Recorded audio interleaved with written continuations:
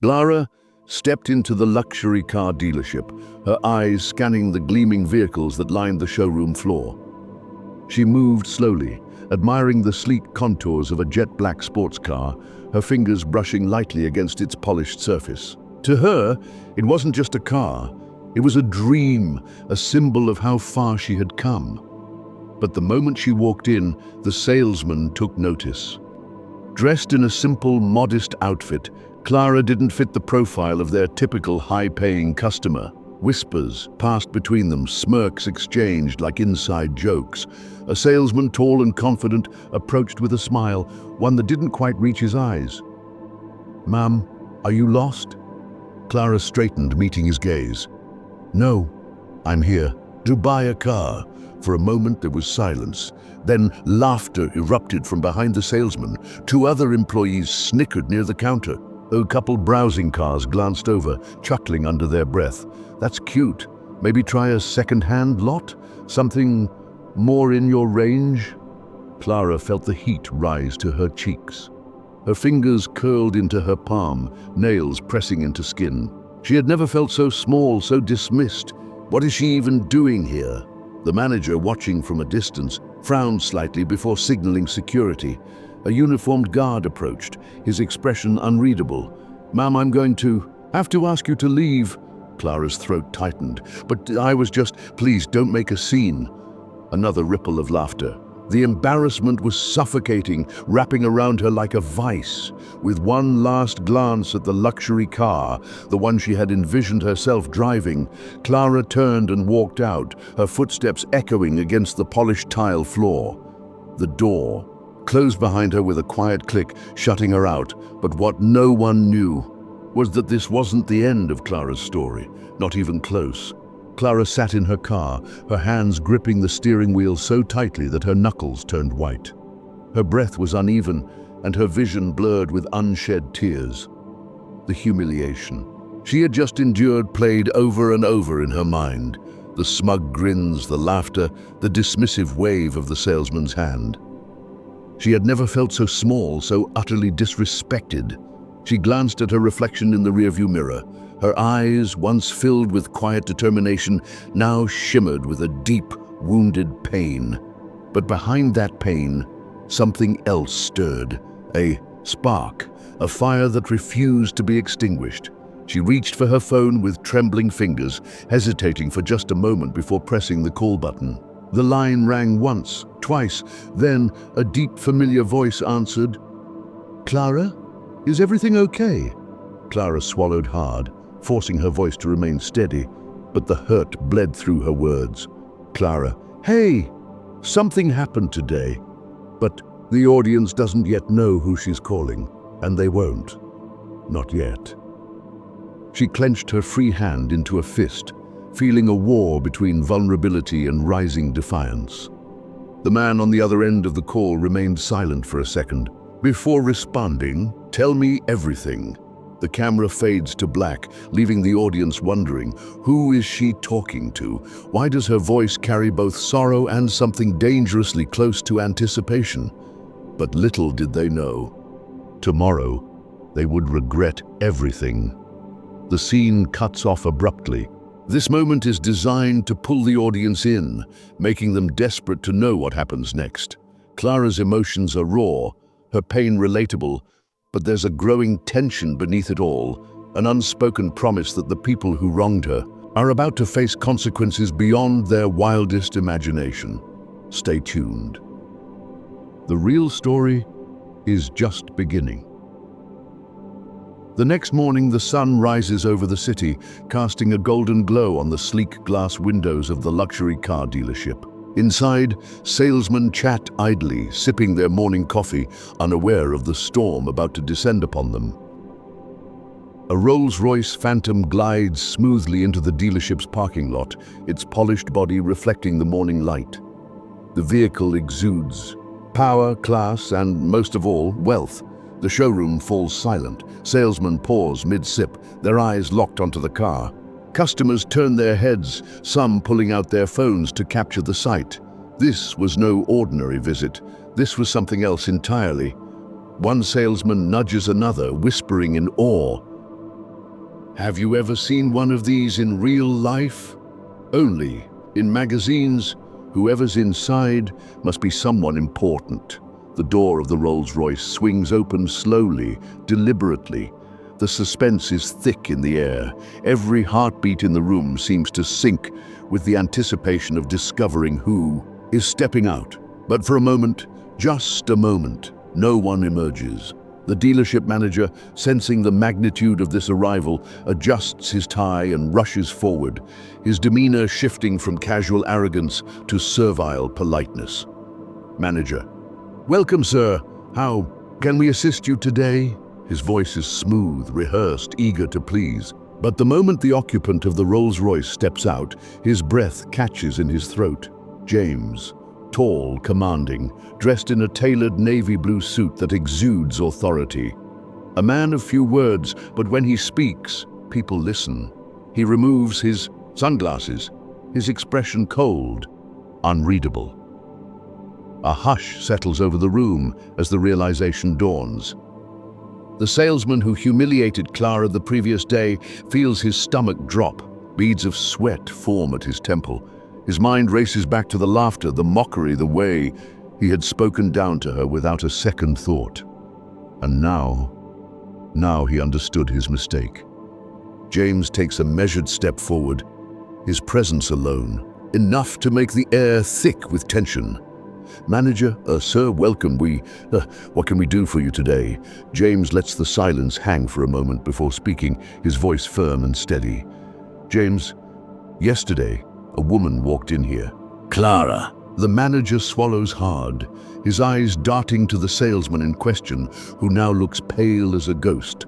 James notices and follows his gaze, his piercing eyes locking onto the man who had disrespected his wife. James. She was humiliated, disrespected. By your staff, the salesman stammers, trying to force a smile. Salesman, sir, I think there's been a misunderstanding. James. Silence. The single word carries a weight that silences not only the salesman, but the entire room. At that moment, the heavy glass doors of the dealership swing open again. Clara steps inside, her posture straight, her presence radiant with a quiet strength. Gone is the woman who walked out in shame the day before. Today she stands tall, unwavering, whispers ripple through the crowd. That's the woman from yesterday. She came back? Clara walks toward James, standing beside him, their united front undeniable. James looks at her, then back.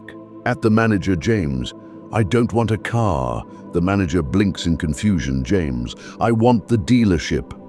A collective gasp sweeps through the showroom. The staff exchange frantic glances.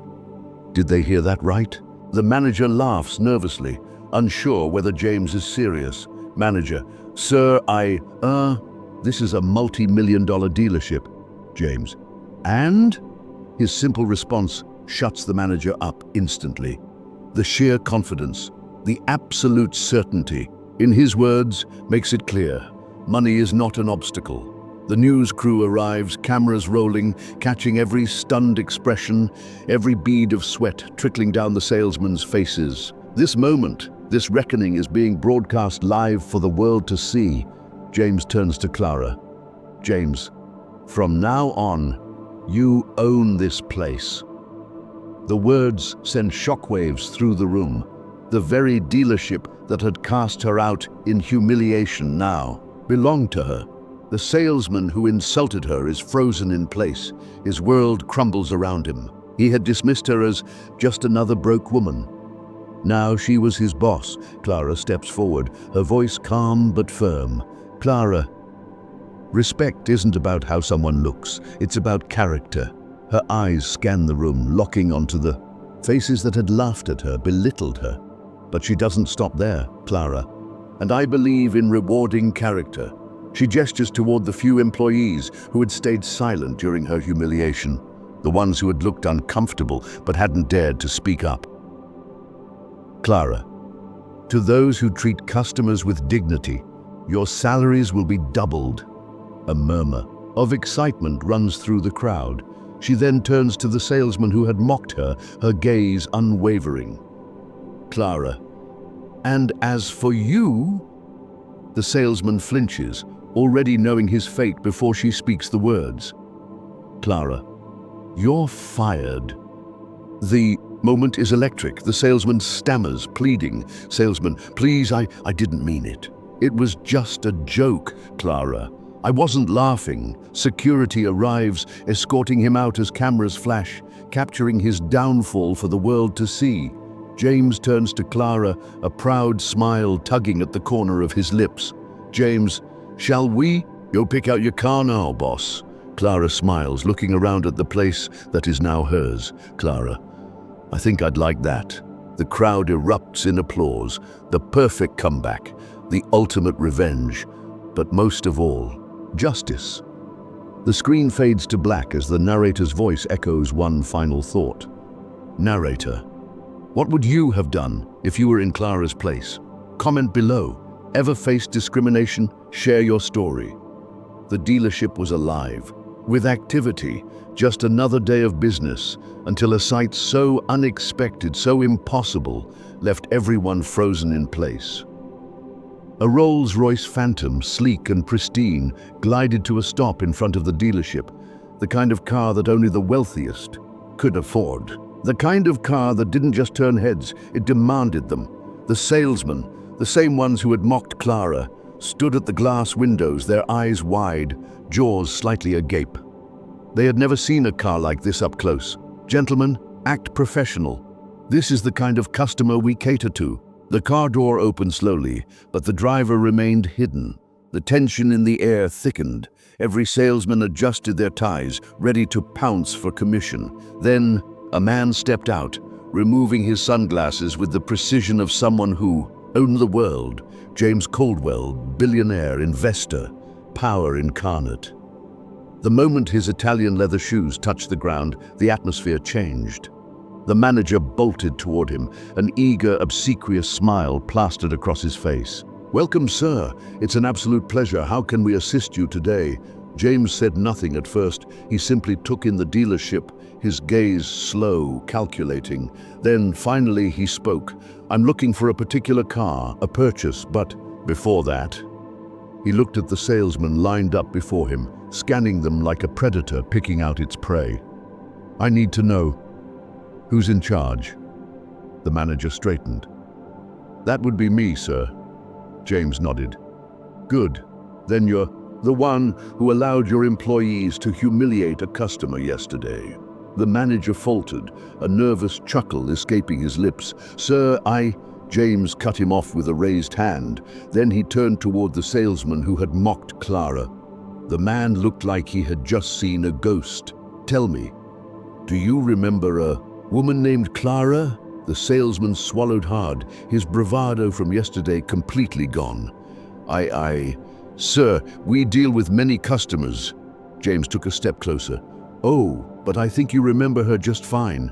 The woman you laughed at, the woman you humiliated, the woman who," a pause, "is now your new boss." Silence, pure, deafening silence. Then, just as the weight of those words settled in, the doors to the Rolls-Royce opened again, and Clara stepped out. But this wasn't the Clara from yesterday. Clara walked with confidence, her head high, her expression unreadable. Gone was the shame, the hurt. In its place, unshakable poise. "What?" The news crew that had been trailing James suddenly swarmed the scene. Cameras flashed, microphones extended. This was being broadcast live. James turned back to the manager. "You see, I don't just buy cars, I buy businesses." His next words came slow, deliberate, and as of 10 minutes ago, this dealership, it belongs to Clara. The salesman's face drained of color. He stumbled backward, eyes darting to the others for support, but none of them spoke. "I remember every laugh, every sneer, every moment I was made to feel small." She turned to the remaining employees, her voice carrying authority.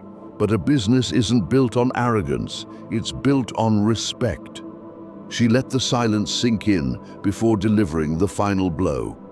"To those of you who treated customers with kindness, your jobs are safe. In fact, you'll be receiving bonuses. But to those who judged based on appearances, her gaze landed on the salesman who had mocked her. "You're fired," a beat of silence. Then the defeated salesman turned, walking out, his steps heavy. The cameras followed him, capturing his fall from grace. Meanwhile, Clara walked inside. The staff, those who had been genuine, clapped quietly, a new energy filling the dealership. She reached the manager's office and sat behind the grand mahogany desk. Her desk, her business, and then a slow, knowing smile formed on her lips. What would you have done if you were in Clara's place? Comment below. Ever faced discrimination? Share your story. What would you have done if you were in Clara's place? Comment below. Have you ever faced discrimination? Share your story. The rude salesman, his face pale and his confidence shattered, walks out of the dealership, his head hanging low. He hesitates at the door, glancing back one due. Last time, but there is no sympathy, only the weight of his own actions catching up to him. Inside, the atmosphere is completely different. The staff, once skeptical, now look at Clara with a newfound respect. She is no longer the embarrassed woman they mocked. She is the boss. Clara settles into her new desk, running her fingers over the polished wood. The very place where the old manager once looked down on her now belongs to her. A soft, satisfied smile spreads across her face. With calm authority, she looks around, then speaks. Clara, this place will be different now. We will treat every customer with respect, no matter how they look. Some employees exchange nervous glances, while others nod, relieved that fairness has finally come to the dealership. And just like that, everything changed. But tell me, if you were in Clara's shoes, would you have done the same? Or taken it even further? Comment your thoughts below, and don't forget to like and subscribe for more powerful stories like this.